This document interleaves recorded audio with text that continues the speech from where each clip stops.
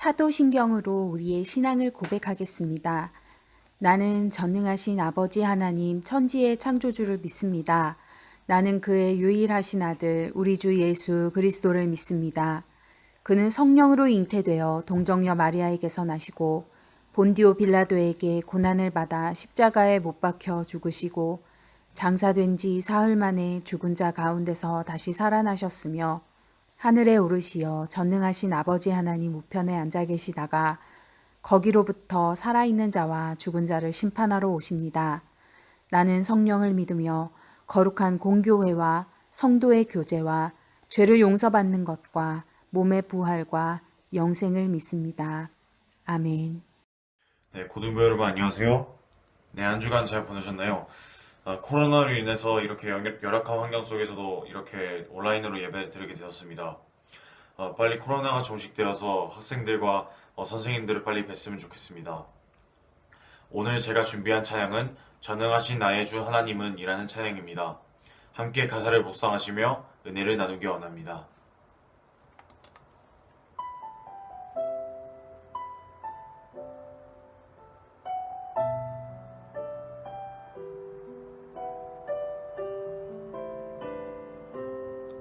네, 다 같이 찬양 드리겠습니다. 전능하신 나의 주 하나님은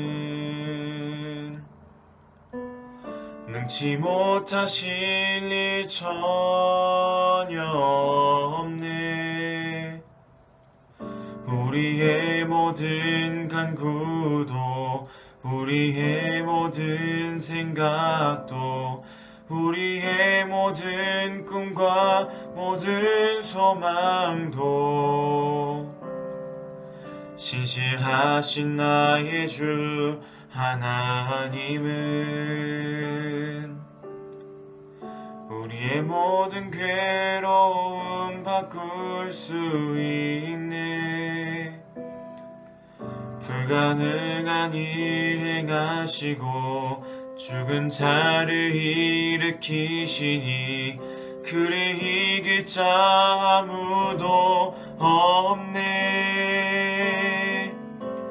주의 말씀 의지하여 깊은 곳에 그물 던져 오늘 그가 놀라운 일을 이루시는 것 보라.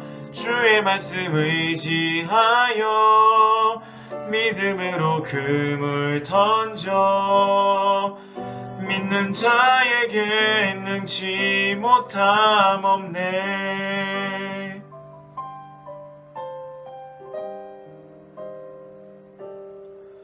전능하신 나의 주 하나님은 능치 못하실 일 전혀 없네. 우리의 모든 간구도 우리의 모든 생각도 우리의 모든 꿈과 모든 소망도 신실하신 나의 주 하나님은 우리의 모든 괴로움 바꿀 수 있네. 불가능한 일 행하시고 죽은 자를 일으키시니 그를 이길 자 아무도 없네. 주의 말씀 의지하여 깊은 곳에 그물 던져 오늘 그가 놀라운 일을 이루시는 것 보라. 주의 말씀 의지하여 믿음으로 그물 던져 믿는 자에게 능치 못함 없네. 주의 말씀 의지하여 깊은 곳에 그물 던져 오늘 그가 놀라운 일을 이루시는 것 보라. 주의 말씀 의지하여 믿음으로 금을 던져 믿는 자에게 능치 못함 없네. 믿는 자에게 능치 못함 없네. 믿는 자에게 능치 못함 없네. 사랑의 하나님 아버지, 우리 고등부 학생들과 선생님들이 감사하는 마음으로 온라인 예배를 드립니다. 우리가 함께 하지는 못하지만 각자의 자리에 함께 해주시고 우리가 드리는 예배를 기쁘게 받아 주시옵소서. 계속되는 코로나 바이러스와 불확실성 속에서 살고 있지만 매일매일 우리의 삶에 동행하시고 어려움 속에서도 우리의 삶이 하나님께서 보시기에 아름다운 삶을 살게 해 주옵소서. 모든 사람들이 위기라 걱정할 때 그 위기를 기회로 바꿀 수 있도록 지혜를 허락해 주옵소서. 눈물로 씨를 뿌리는 자는 기쁨으로 그 단을 거둔다는 말씀처럼 우리 고등부 학생들의 노력이 큰 결실을 맺도록 해주시고 특별히 수능을 준비해온 고3 학생들에게 솔로몬의 지혜를 허락해 주셔서 수능에서 그동안 준비한 것들을 후회 없이 발휘하게 해 주옵소서. 우리 아이들이 자신의 꿈을 찾아가는 과정에 있사오니 꿈꾸고 계획하는 모든 일들을 다 주 안에서 이루게 해주시고 이 자녀들을 통해 하나님의 영광을 크게 나타내게 하여 주옵소서. 서성진 목사님을 통해 전하시는 하나님의 말씀이 우리의 마음을 움직이고 우리의 삶 속에서 큰 힘이 되게 하여 주옵소서. 우리 예배를 기뻐 받으실 줄 믿사오며 고등부를 사랑하시는 예수님 이름으로 감사하며 기도드립니다. 아멘. 오늘 우리에게 주시는 하나님의 말씀은 창세기 50장 18절에서 21절 말씀입니다. 그의 형들이 또 친히 와서 요셉의 앞에 엎드려 이르되 우리는 당신의 종들이니이다. 요셉이 그들에게 이르되 두려워하지 마소서. 내가 하나님을 대신하리이까. 당신들은 나를 해하려 하였으나 하나님은 그것을 선으로 바꾸사 오늘과 같이 많은 백성의 생명을 구원하게 하시려 하셨나니 당신들은 두려워하지 마소서. 내가 당신들과 당신들의 자녀를 기르리이다 하고 그들을 간곡한 말로 위로하였더라. 아멘. 오늘은 트라우마의 극복에 대해서 이야기해 볼까 합니다. 트라우마라는 말이 무겁고 심각하게 들릴 수도 있지만 어떻게 보면 매우 사소한 일에서 비롯된 것일 수도 있어요.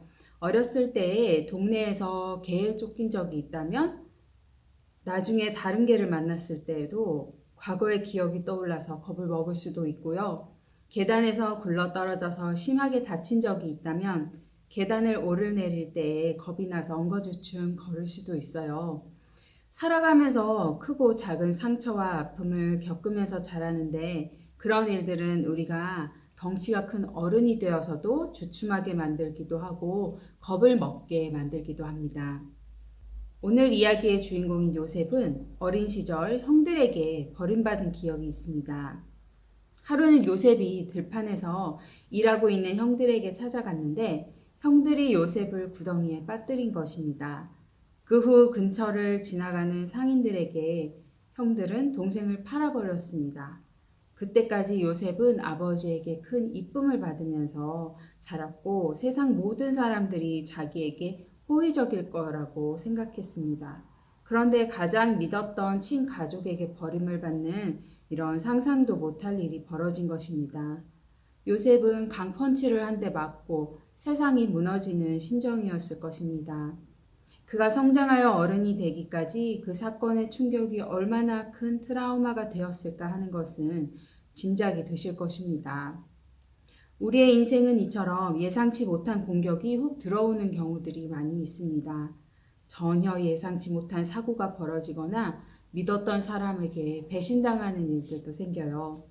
이런 일들이 벌어질 때 사람들의 반응은 처음에는 현실을 부정하면서 나에게 이런 일이 일어날 리가 없어 라고 또 뭔가 잘못된 것일 거야 라고 생각을 하다가 나중에는 크게 화를 내고 분노합니다.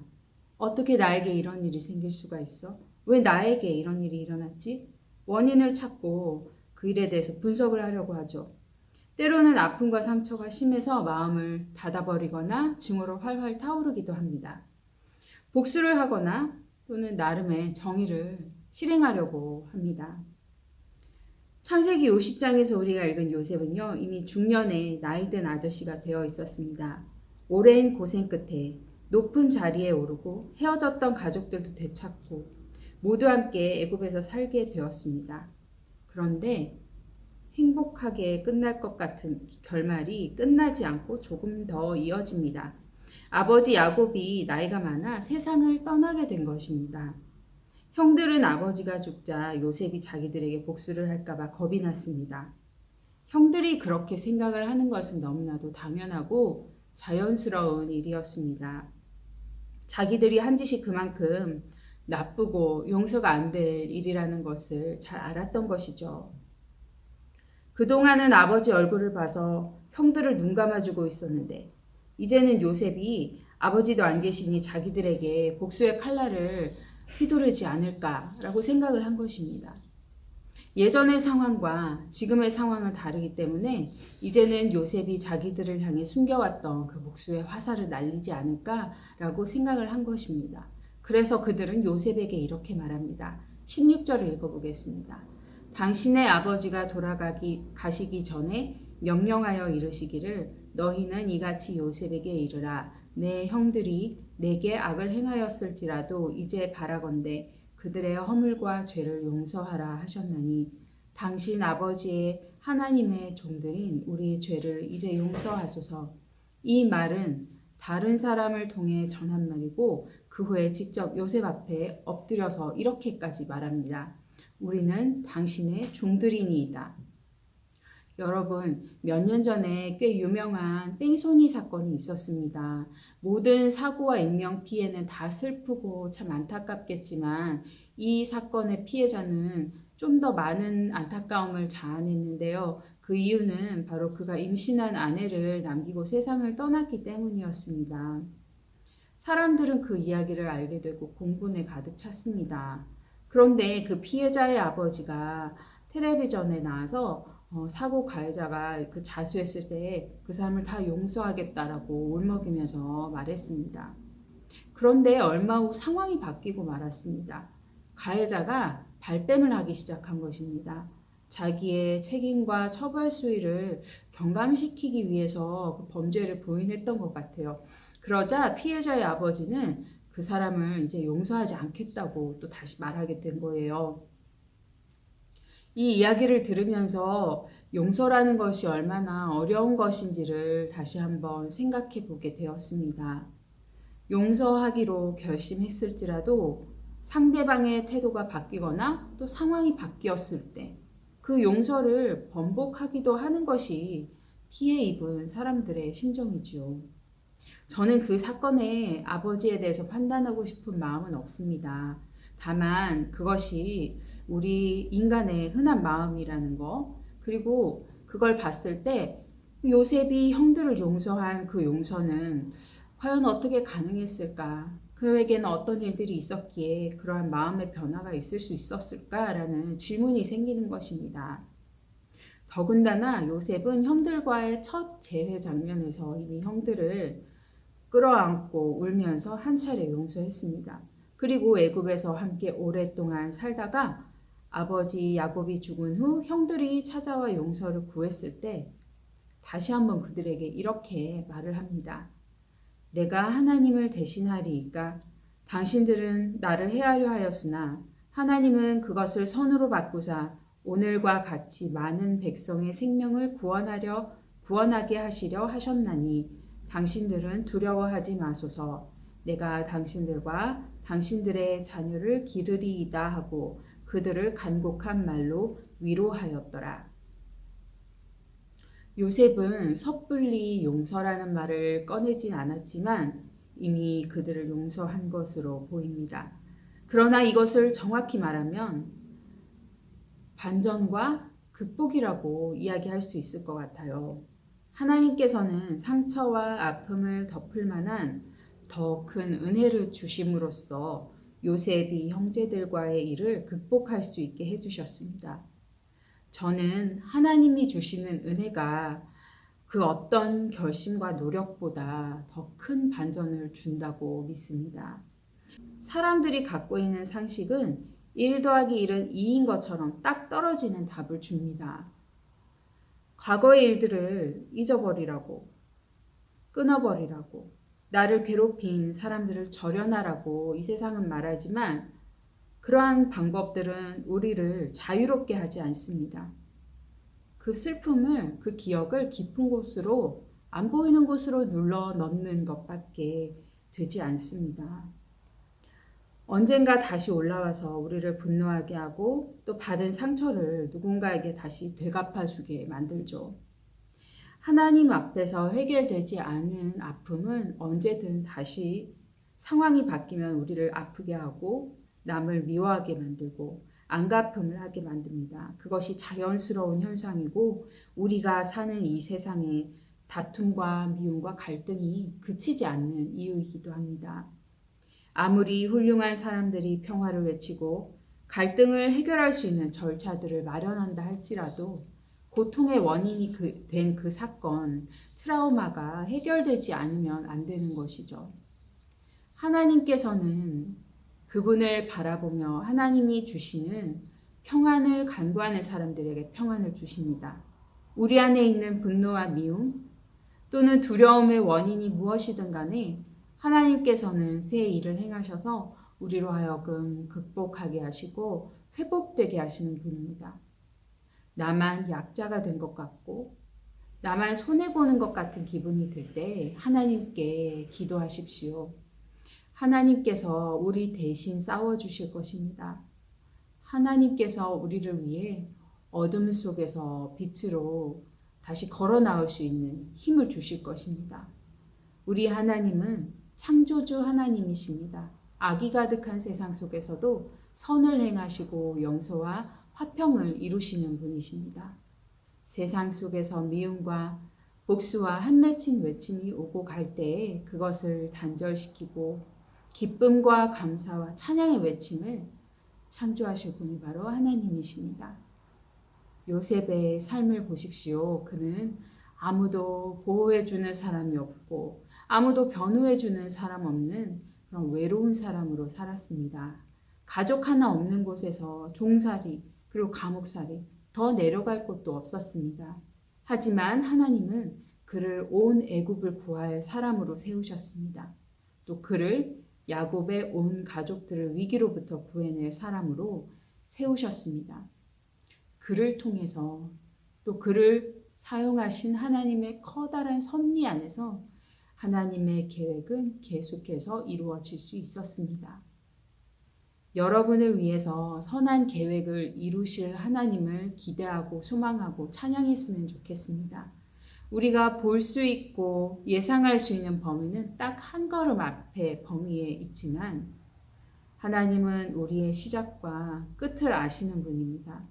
비록 지금은 어둡고 험난한 길을 걸어갈지라도 언젠가는 하나님의 은혜가 나의 아픔보다 훨씬 더 크다는 것을 경험하게 될 것입니다.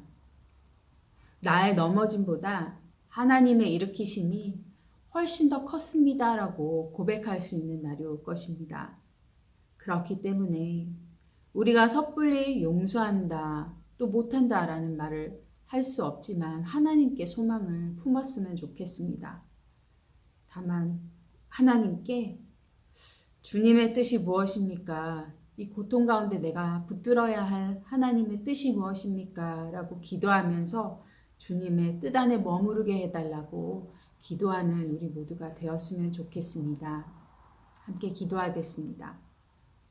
예수님, 주님은 우리의 아픔을 다 아시기에 우리에게 찾아오셔서 그 모든 죄와 허물을 담당하겠다고 하신 하나님의 선물이신 줄 믿습니다. 하나님 이 시간 우리의 모든 마음속에 있는 것들을 주님께 아뢰고 또 주님께서 우리 안에 평안을 주실 것을 소망합니다. 하나님, 우리의 힘으로는 쉽사리 용서하거나 또 선한 일들을 할 수 없지만 하나님께서 우리 가운데 우리 아픔보다 큰 은혜를 허락하여 주실 줄 믿습니다. 하나님, 이번 한 주간도 우리가 하나님을 온전히 신뢰하고 붙드는 삶으로 살아갈 수 있도록 도와주시옵소서. 지금 어디에서 예배를 드리든지 우리 모든 고등부의 가족들 하나님의 은혜를 누리고 또 하나님의 보살피심 안에서 안전하게 생활할 수 있도록 도와주시옵소서. 무엇보다도 우리의 생각과 마음을 지켜주셔서 악에게 굴복하지 않고 늘 하나님과 승리하게 하여 주시옵소서. 예수 그리스도의 이름으로 기도합니다. 아멘. 이제는 우리 구주 예수 그리스도의 은혜와 하나님 아버지의 사랑과 성령의 교통하심이 하나님의 선하신 뜻 안에서 살아가길 소망하는 모든 고등부 지체들 위해 영원히 함께 하시기를 간절히 축원하옵나이다. 아멘.